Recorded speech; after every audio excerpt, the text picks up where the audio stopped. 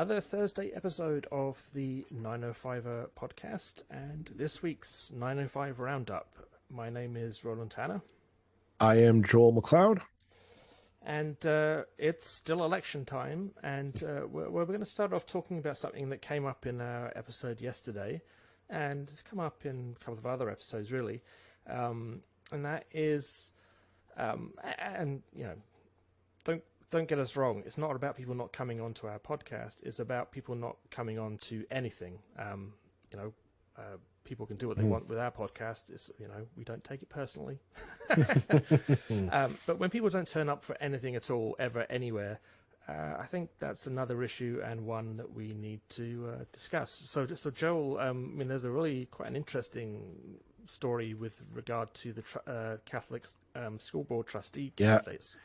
Yeah, maybe it's just something in the water here in Halton we should be checking into, but there seems to be a fear amongst candidates running for public office to stand in front of the microphone and answer your questions. At our last episode, we had a regional chair candidate, Andrea Horwath, on to she was literally the only one who showed up to the microphone. So she answered our questions, but her competitors were nowhere to be seen, and that's not a one-off thing for this podcast. That just seems to be a feature of their campaigns, and this extends also into a troubling thing with the trustee races, which is again a bit of editorializing here. The trustees for school board, whether it's Catholic or public, they need to be scrutinized a lot more. These are organizations that have huge amounts of real estate. They have huge amounts of they have huge budgets that they oversee. They oversee massive amounts of sections of labor force here locally in your neighborhood. They are huge power brokers, whether they like it or not, and they need to be properly scrutinized for the time being. Because they have that power. However, at the Halton Catholic Board, something that keeps popping up in this podcast, there are trustees or candidates who are not interested in answering the public. So that preamble done, the Ontario OECTA, the union governing elementary and secondary Catholic teachers in the province, the Halton chapter does a debate. They host a debate for people who show up who want to hear from their trustee candidates and answer questions from the public. This year, that's not happening because too many participants were backing out, flat out saying no, they were not attending, or they were just not responding to the invite. And so the union had to cancel the debates. Not necessarily going to point fingers here, but it is especially this year or this last term where there was such contention and such divisiveness in the board, and there's so many students, teachers, parents that were just hurt by the actions that this board taken. That there's a real concerted interest in this year's elections. It is insulting that we don't have public forums to critique and get to know the people that we're going to be electing to this. And it's just, there's a trend of that happening, of just people not showing up to public debates. It's a trend that's, it started underneath the Conservative Party. I'll be honest, and has seemed to have filtered down into the municipal levels of our electoral process. And this is a trend that we should all be very concerned about, regardless of your political leanings. Yeah, I mean, I'd go so far as to say that, in elections we depend on the goodwill of organisations, whether they be unions, whether they be community groups, whether they be whatever, to organise debates. In Halton, we're not well served by media. Trustee elections are even less well served I cannot understand for the life of me, why a candidate, when given an opportunity to speak to the public, would ever turn that down. And I will tell you right now, I will never vote for a candidate who has turned down the opportunity to speak at a debate. Never. It is a disgrace to do that. It is incredibly hard to speak to the public as a candidate. There are fewer and fewer ways in which we can speak to the public. The last bastion, or the last sort of tool that the politicians had in their podcast to speak one-on-one with people, was to knock on their door.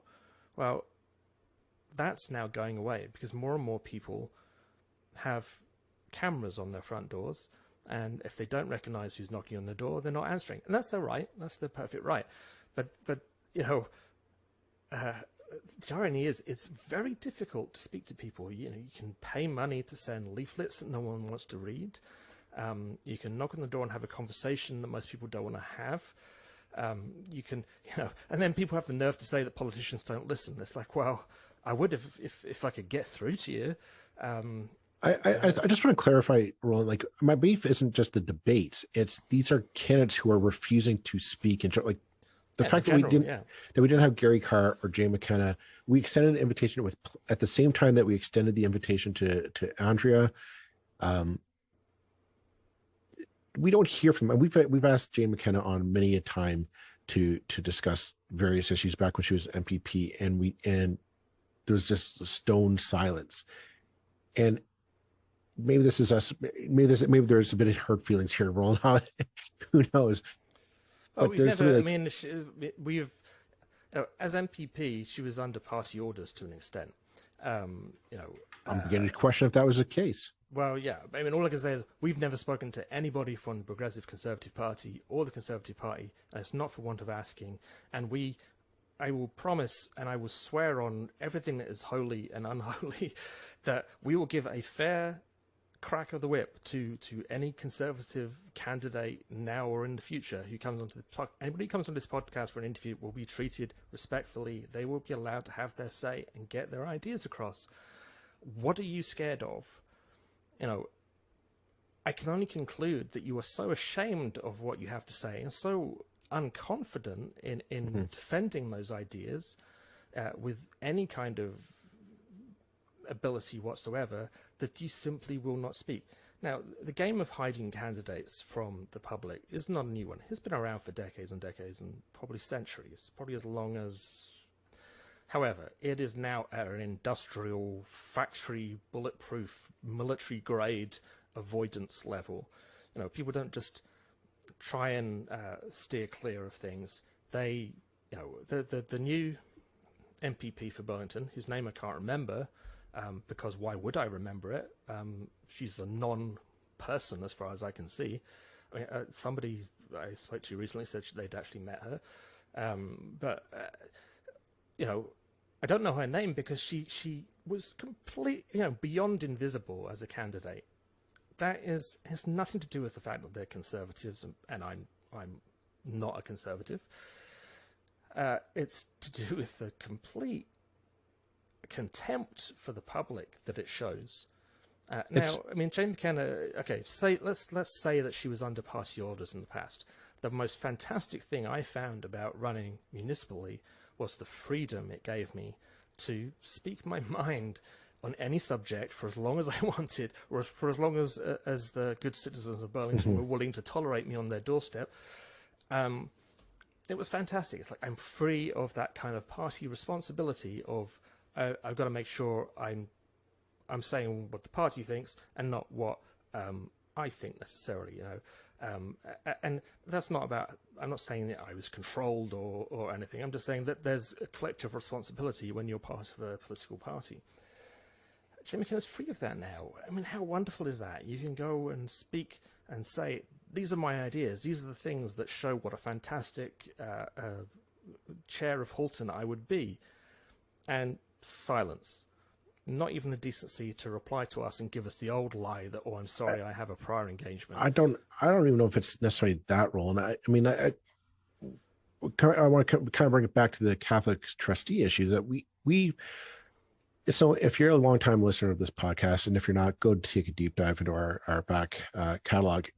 We were very critical of the past council for our board of trustees for the Halton Catholic School Board, mostly because we found that a number of them were obtuse, obstructionists, and just would not be open to the fact that they were on the losing side of an argument, particularly surrounding raising of the pride flag in June. That was a long and painful argument that hurt a lot of people's feelings. And so, needless to say, there are people who are I'm not going to go as far as militant, but they are definitely activists, and they're mobilizing and taking concerted action to make change in that board to prevent the same behavior from taking root again. That's a democracy. They have that right, and they have that they have that calling to follow through in that. We've reached out to two people in the past to say, come on to the podcast, or just, we've been waiting to hear from people in various forums around the region, and we don't hear from them. They are silent.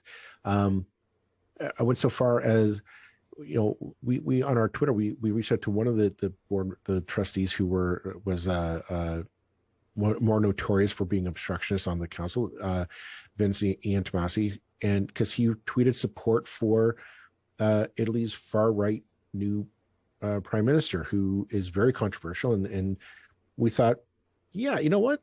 People might want to know that somebody running for elected office is in support of her, that they think she is the right person for the job in Italy, and whatnot. That kicked off a firestorm. We got plenty of beef from all sides on that one on social media. And to the question that we wanted to pose to him was just, do you share in her anti-LGBTQ views, as well as her pro-life viewpoints? That was it. Those are the questions we thought maybe your constituents would want to know what the answer to that. We asked on Twitter, maybe it was not the best form, but we have not received a word from that.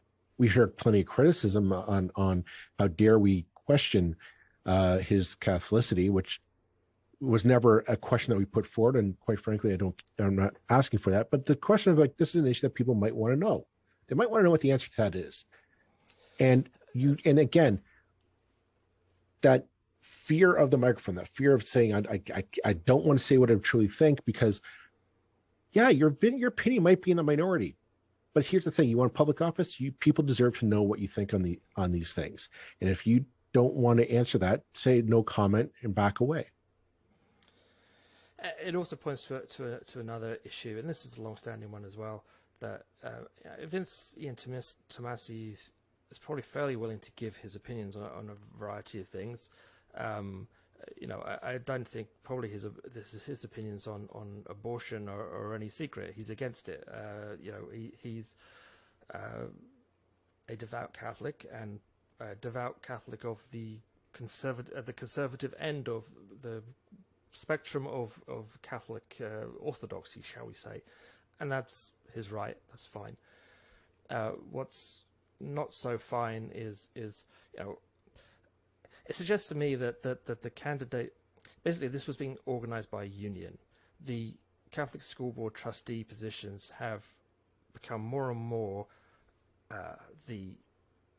apparently the birthright of some of the more right wing amongst us, to the extent that the former chair Jane Michaels, who ran for the PCs, was seen as a moderate as the chair, and yet was on the record saying some really quite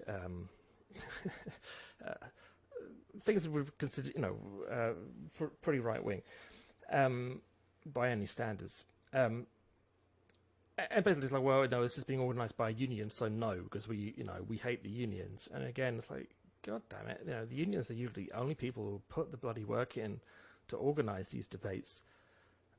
Really, are we going to say we are so divided as a society that you can't go to a debate organised by something that all your teachers are part of, all the people that you're going to be working with day in, day out, not all, but the vast majority,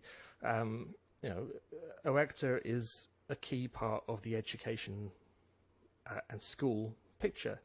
And if, as a trustee, you should be willing to deal with OECTA, even if you're not a huge fan of what unions do. Again, it's like, it's this division in society. Oh, no, OECTA, the enemy, not going. Not speaking to the enemy, not engaging with the enemy, not trying to persuade. There's no attempt to persuade anymore. It's like, this is what I believe. If you don't already agree with me, then we have no business talking to each other. Right. And I can't accept that. I mean, it's just horrendous. If we're going to push back from the abyss, the fear among a lot of people these days that our democracy is dying. Our democracy, not just in Canada or the region, but globally, the great Western democracies are on the decline. You can't be afraid of debate. And you have to be willing to defend what you believe. And quite frankly, you have to be willing to step up to the microphone. If you want to run for any kind of office, if you want to earn the respect and the support of people from the get-go, right or left, you need to step up to the microphone and say, this is what I believe. This is what I think we need to do. These are my priorities. And this is what I want to do. You give me power because I think this is how we're going to fix the problems that we have. And it's not about finding the perfect candidate. It's about finding the least objectionable one. The one that you can say, I can live with you in that position for the next term. And if you succeed, you succeed. If you fail, you fail. But this instant suspicion must reign on all my decisions. It does not serve any of us, any democracy, right? And if you can't answer basic questions, then quite frankly, what right do you have to hold power over any of us?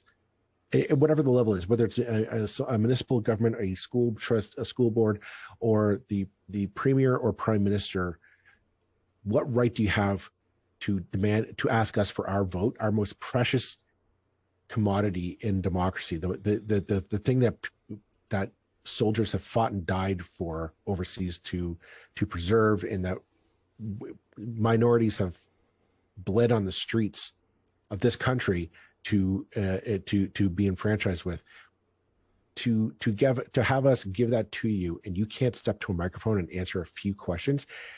How dare you?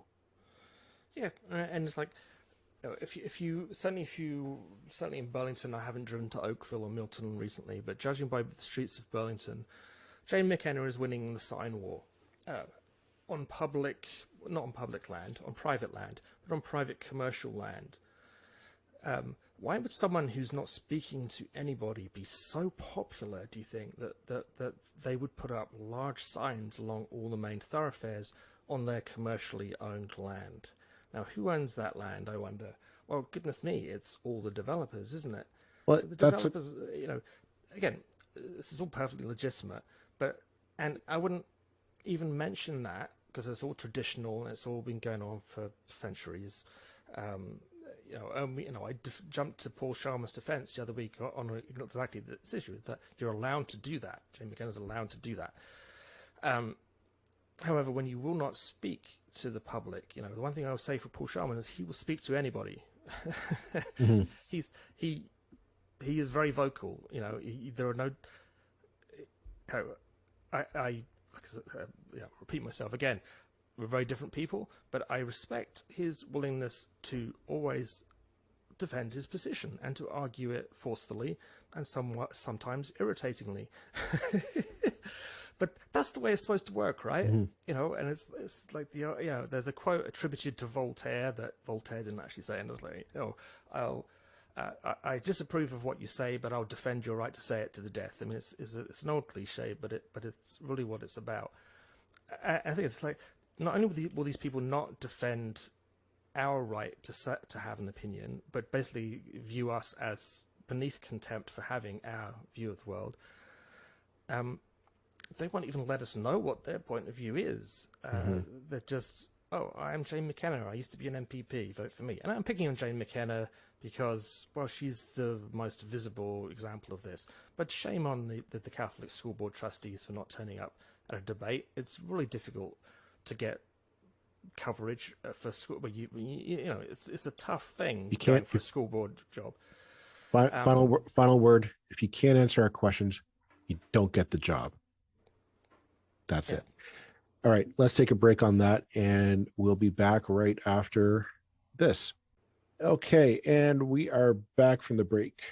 So yeah, we're gonna take a trip back out of Burlington and travel a bit down the 403, the QW, into lively old Hamilton, where that's, as I said once before, and I'll say it again, Hamilton never ceases to amaze me. The fact that when the municipal election was first called, and the fact that the majority of the old council and Fred Eisberger were not running, I thought, well, there goes the chance for a lively debate and discussion about policy, and it's going to be a boring old race. And then when Andrea Horwath declared her intention to seek the mayor's office, I thought, well, this is done. We're just going to see Andrea that's moonwalk into the mayor's office, and that's that. I am glad to say, folks, I was dead wrong on this through and through. I was pleasantly surprised to be wrong in this front. Yeah. So what's happening in the Hamilton mayor race? Well, yeah. I mean, I think it's pretty clear that it's it's a 2 or 3 way race. And being a three. I mean, it's very difficult to tell in a world where there are no, we always complain that polls don't mean anything, or people often say that polls don't mean anything, apart from the fact that all that you've got, and we don't even have that in a municipal race. So we're all going on gut feelings and counting lawn signs, which is pretty useless. All I can say is counting lawn signs is between Loomis and Horwath in the parts of Hamilton that I've been to. And that includes some but some suburban parts of Hamilton and some downtown parts of Hamilton. I think I mentioned a couple of weeks ago, there definitely, if you go out Stony Creek Way, you're going to see a few more Bratina signs, but not many. It's not overwhelming. And around where I am, I'd say I'd give the nod to Loomis, but it's close with Horwath right in there. Again, all I can say is this is the impression I'm getting. It's fake. We're not taking sides. We're just trying to report what we've seen, and it's very insufficient and inadequate evidence. Not pretending that this is telling anybody how the election's really going, but to the best of our ability to tell, Keanin Loomis and Andrea Horwath are the front runners right now. Could be completely wrong because we just don't know, but as I said, again, social media, really, do we want to put too much faith in that? Judging by that, I don't see the Bratina camp would take the forefront. Are they likely to pick up a huge number of votes from older Hamiltonians who are going purely on name recognition, perhaps, who are more drawn to the policies that Bratina is advocating? Sure, maybe.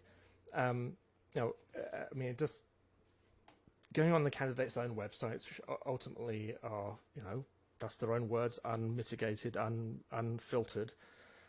All the candidates talk about accountability in housing, good stuff. Tina is alone in really hammering the kind of law and order thing, and I kind of have a beef with that whole law and order thing, which comes up in municipal races, because you guys aren't the guys who are in charge of law and order. I mean, yes, kind of through the Police Services Board, kind of, sorta, but not really.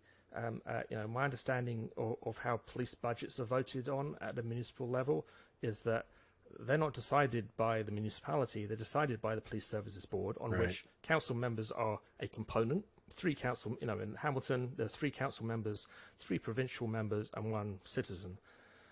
They set the budget. The council may vote on it at some point, but get this, they're not actually legally allowed to vote against the budget. The budget is a rubber stamp.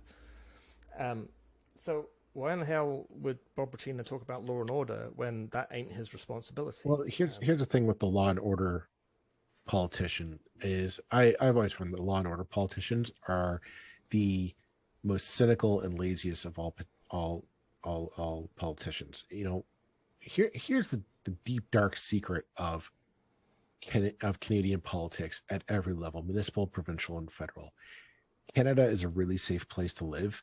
Crime rates typically are not that high.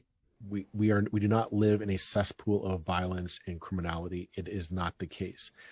There is crime, but it's we just aren't. We don't live in a place where you're scared to leave your front door. At least you shouldn't be. There's no rational reason why you should be. The criminality that does exist in Hamilton either is something far more than just hiring some beat cops are going to fix, or you're talking about you need to fix it through actual social programs, things like socialized housing, things like proper mental health and substance abuse programs, those kinds of things. Saying we're going to throw cops at it won't solve a thing. You're hiring cops and saying, well, now fix every social ill that we have in society. Your job is to do it on your shift. That's not fair to a cop, and it's not fair to the rest of us who say, well, these are complex issues that you need to address. And here's the thing, Bob Bratina knows this. You know, the conservatives, when they preach the law and order ticket, they know this. It's a cynical view, and they're just hoping, well, I can scare up a few people to vote for me. The other scare the elderly, basically scare the older voters. You know, say that the enemy is at the gate. I mean, certainly the text messages that Bratina's been sending out all across Hamilton, and indeed to people considerably outside Hamilton, as far as Nova Scotia, I've heard, getting text messages saying, ironically, going and now, I mean, this in itself is indicative of something. Not going after Andrea Horwath as the dangerous leftist. Mm-hmm. Not even mentioning Andrea Horwath, going after Keanin Loomis as the dangerous leftist, the communist at the gates, who must be stopped, you know, to prevent you know, chaos and anarchy and whatever. And it's like, you know, here's a guy who you know, the main kind of dig at over the last while was like, well, didn't you just come from the Chamber of Commerce? I mean, how much of a friend of the people are you going to be with that background? Getting Here's what, as a candidate, it's always surprising what ends up being the thing that people will throw at you. And I know I had a couple that was like, "Really, that's the thing you're going to throw at me?" I didn't see that one coming. But, you know. Okay, let's dive in. Let's dive into that notion and pick that apart. So we're saying we don't really know who's the front runner, and I think you just answered the question, Roland, with that statement, because I honestly forgot that. Yeah, Bob Bratina is going after Keanin Loomis as the, you know, him and his supporters are going after Keanin Loomis as a radical lefty communist socialist plot to upend the social order in Hamilton if you elect him to mayor. Okay, but then let's go to the other contender, Andrea Horwath. We know that Andrea Horwath is going hard against Keanin Loomis. We know, I mean, one of the things that caught our eye was on social media. A former guest on this podcast, Laura Babcock, is on her O show. She had on Andrea Horwath. That interview has since become its own its own legend in its own right. But Laura Babcock has come out and basically has endorsed Keanin Loomis as her candidate of choice for mayor, like it or not. So Andrea Horwath is in turn going after Laura Babcock, outing her, you know, calling her out by name in the Cable 14 mayoral debate, and you know, Laura Babcock is saying that Andrea's supporters are coming after her on Twitter. I find it's interesting that both Andrea Horwath and Bob Bratina's people are going after Keanin Loomis as either inexperienced or too much of a radical lefty to be trusted with the mayorship. And again, I'm not from Hamilton. I don't care. You know, whoever's going to win is going to win. But I find it interesting that when both of your opponents are focusing on you as you're the problem, You're what needs to be taken care of, and we can't allow you to be to win the seat. Something goes off in my head and says, maybe there's more to look at this person than what I might have thought before. My attention is drawn to Keanin Loomis, most because you have to say, why are the two veteran elder statesmen of Hamilton politics, Andrea Horwath, former leader of the opposition, former leader of the NDP, a staple of Hamilton Center and NDP politics in Hamilton, Bob Bratina, former mayor, MP of Hamilton East Stony Creek, longtime political staple of the Hamilton political scene, all going after Keanin Loomis. I question what's going on there. And the fact that, again, it's Hamilton politics, it's getting nasty. That's what Hamilton politics is about. But it's getting personal, and it's disappointing when you see progressive going after progressive, basically, and this is the thing that always disappoints me. It always disappoints me, if you can get a cigarette paper between the NDP and the Liberals most weeks, you're lucky. They're both progressive centre-left parties. I don't actually I've never bought that the NDP are dangerous leftists, and I've never bought that the Liberals are just as bad as the Conservatives in the normal run of things. And in fact, at various points, both have been on the other side of each other. Indeed, even while Andrea Horwath was leader of the NDP, she ran on a platform considerably to the right of a Liberal candidate who then went on to win the premiership. So all that stuff is like, we're all progressives. We're all trying to do a good thing here. Let's try and behave like bloody human beings. We're not going to endorse anybody. We don't think it really fits with the way that we operate. However, I absolutely defend Laura's right to choose a candidate that she wants to back. Just like the Toronto Sun can do that, so can podcasters and YouTube channel.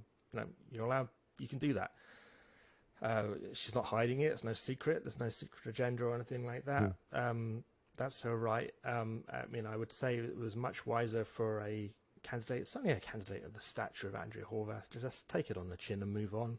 It's not going to be what decides it one way or the other. Here's the thing: you want to take out Keanin Loomis. Like, if you really want to take out Keanin Loomis, I don't think it's that hard. I really don't. He's a good enough guy, nice guy, has some interesting ideas. But you really want to take him out? Come out with a good policy plan. Like, that's it. Like that, and that's been Andrea's Achilles heel this entire elections. People have been saying, "What are you going to do, Andrea? Like, tell where's the platform details?" Bob we were looking at Bob Bertina's platform before we came on. And he's got a list of stuff on his website. You can like him or leave him. He actually does have a plan, folks. And I invite you to go votebertina.ca and take a look at it and educate yourselves on what he would do. There's some things about it that I find are hypocritical, particularly Bob Bertina's stance on the LRT, considering that he resigned his seat as an MP federally over the federal government's funding of Hamilton's LRT project. And now he seems to be in favor of the LRT project and going as far as saying 30% of new and refurbished housing along that route should be inclusionary or inclusionary zoning. I find that an astounding about face for him, but so be it. The other issue that but the one thing I find shocking is that Andrea Horwath going after Laura Babcock for supporting Keanin Loomis. It seems a very amateur hour. You think somebody of Andrea Horwath's experience and stature would know. Like, who cares? Nobody goes after the editorial board of the Toronto Sun for supporting conservatives. Nobody goes after the Toronto Star editorial board for supporting liberals. You just know it's going to happen, and you say, okay, fine, that's your choice. You only go like it. It seems like bullying. It seems petty, and it seems shallow, and it's something not becoming of any elected official, in my opinion. You don't go after somebody for voicing their opinion. You don't go after somebody who because you didn't win them over. And you don't you don't turn a non-story into a story. You don't turn. Yeah. I mean, Laura Babcock gets good numbers listening to her show, but we're dealing in the kind of new media world where, in a very fractured, we're not CHCH. We're not, and I don't think Laura would claim to be either.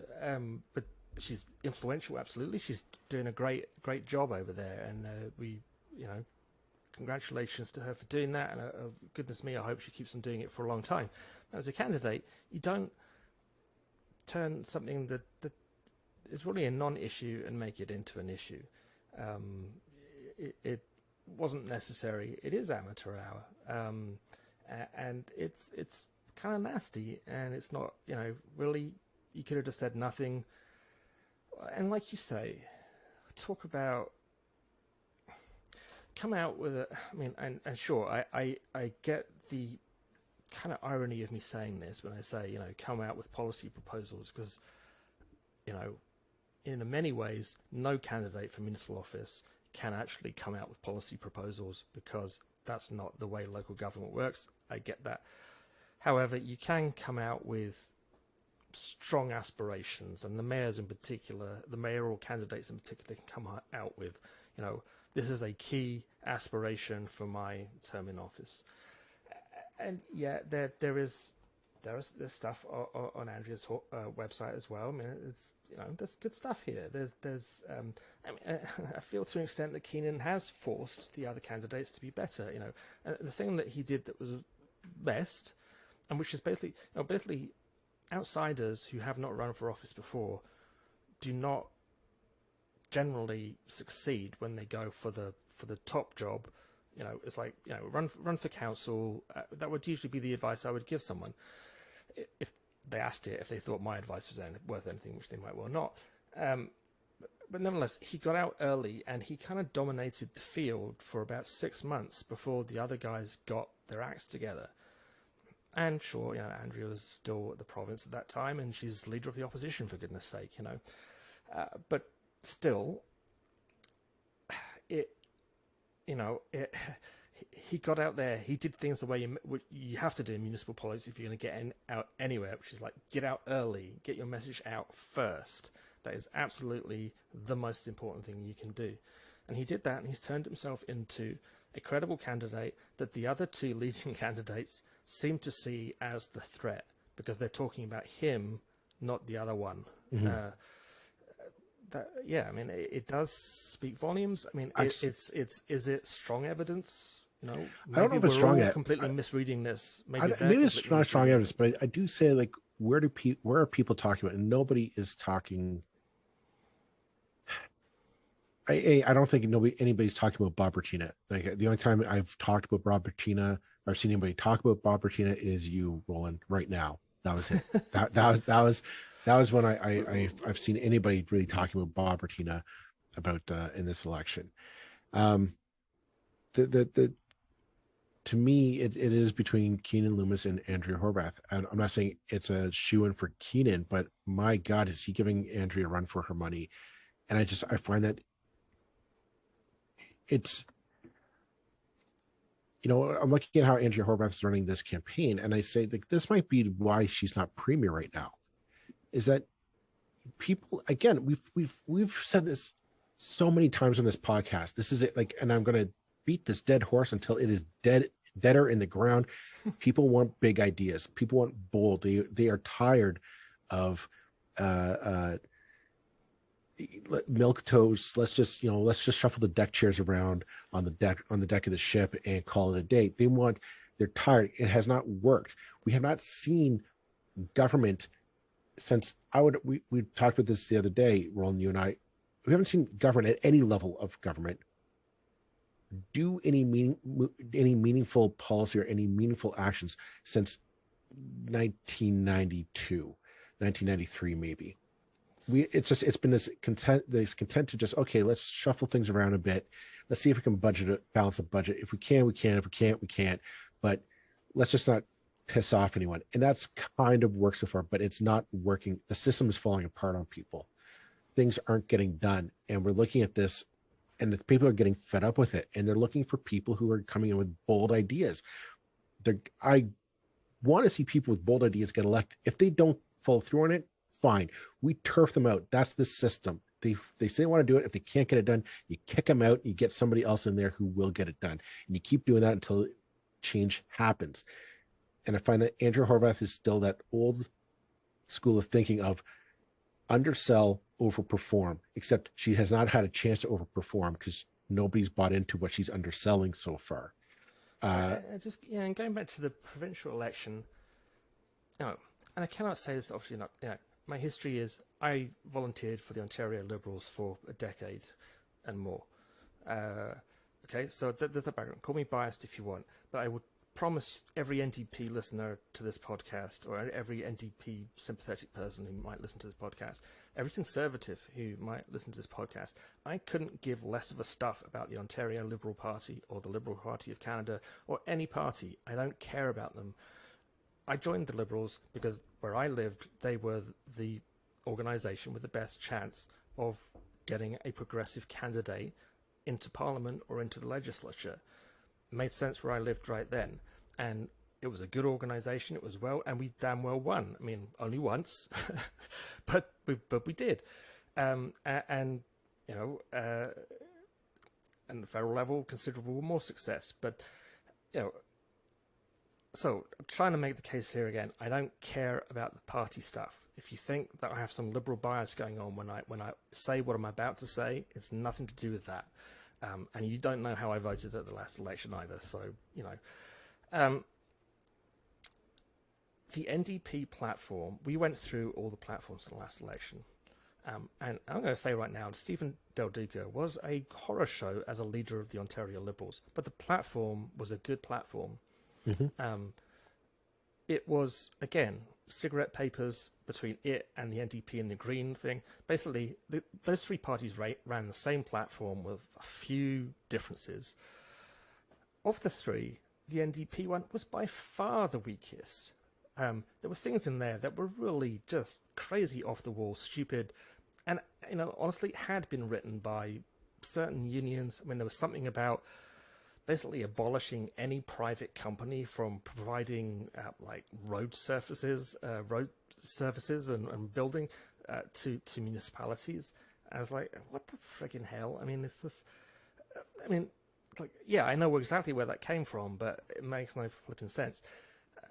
There were other things in there which were just weak and lacking in detail. And it's like, seriously, after all this time, after being, finally, you're in second place. You're the one people will turn to and go, please God, if we hate Doug Ford, we need you to come through. And you didn't. And it was weak. It was weak when you lost to Kathleen Wynne. Kathleen Wynne never should have been Premier of Ontario because the Ontario Liberals at that time were dying on their ass. And she not only did she win, she got a majority because you completely misplayed that election, massively misplayed that election. But when Kathleen Wynne basically gave up in her last go as Premier, she literally said, "I give up. I'm not going to win." And you still couldn't put the puck. You couldn't put the puck in the net, and every NDPer comes and says, "Oh, it's Kathleen Wynne's fault." It was Kathleen Wynne's fault. Why wasn't Kathleen Wynne the freaking Premier? She had that much power. Why wouldn't she put herself in? It made no sense, and that's what we're coming down to again in this municipal election: is that redundancy of you got to have bold ideas. People are itching for it. They want to see what are you going to do differently? The number one issue is housing. People are worried their housing is becoming unaffordable. Rent is becoming unaffordable. They don't want an idea of, I'm going to work with city council and we're going to come up with the best plan. No, I don't want to know that you're going to work on a plan. I want to know what your plan is now. Day one, you get elected, you're going to go in and say, we need to start working on this. What are you going to, how long is it going to take you to get a plan? A year to do consultations and all that other nonsense?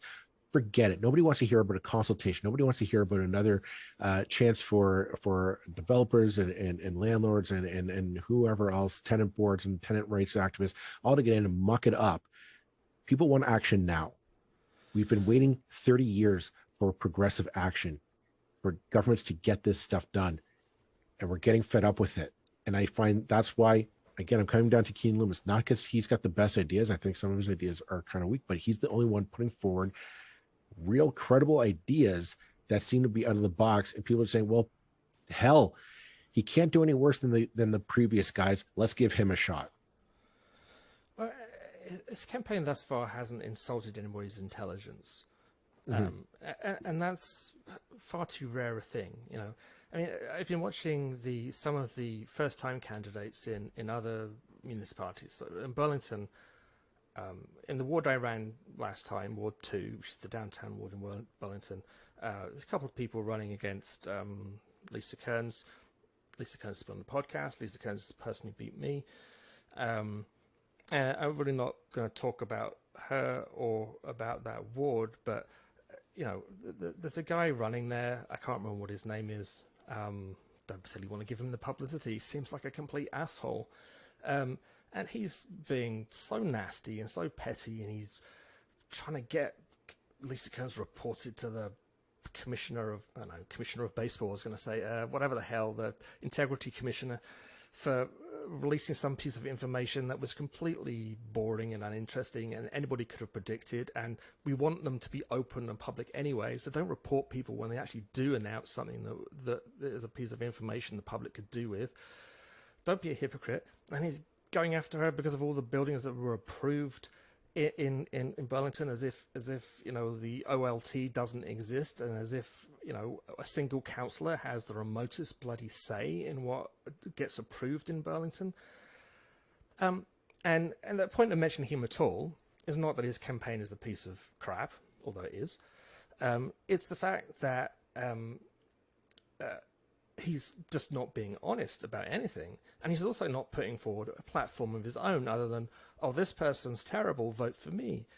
You know, and it's like, okay, he's a first timer, you know, maybe he's just a moron. Then you look at Andrea Horwath and Bob Bratina. It's like, here's Bob Bratina doing a law and order thing, running for a job that has no bloody say in law and order. Here's Andrea Horwath taking pot shots at somebody who runs a bloody podcast for daring not to support her. And doing this stuff about, oh, you weren't born in Hamilton, or you're not from Hamilton, or you haven't lived in Hamilton long enough. Good God, that is the lowest of the low, you know. So, again, this is not an endorsement for Keanin Loomis. I'm just saying that he hasn't insulted her intelligence the way that the other two have with those two things alone. You know, real amateur hour stuff. Amateur hour like the guy who's in Burlington doing whatever the hell he's doing. You know, do better, people. I mean, I expect better from a first-time candidate. I certainly expect better from people of the stature of Bob Bratina and Andrea Horwath. You know what? Let's call it a day on that one. Thanks very much, everyone, for listening. We'll be back Tuesday with more.